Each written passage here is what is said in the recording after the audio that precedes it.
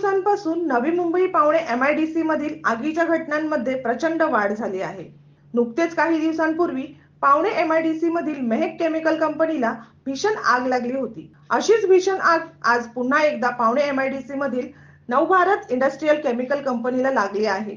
अग्निशमन दलाच्या गाड्या घटनास्थळी पोहोचल्या असून आग विझवण्याचे त्यांचे शर्थीचे प्रयत्न चालू आहेत, परंतु आगीचे प्रचंड लोळ सगळीकडे पसरले आहेत।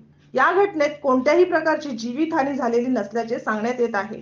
आग लागण्याचे कारण जरी अद्याप अस्पष्ट असले तरी वारंवार घडणाऱ्या आगीच्या घटना कशा आटोक्यात आणता येतील याबाबत स्थानिक प्रशासन काय पावलं उचलतात याकडे सर्वांचे लक्ष लागले आहे।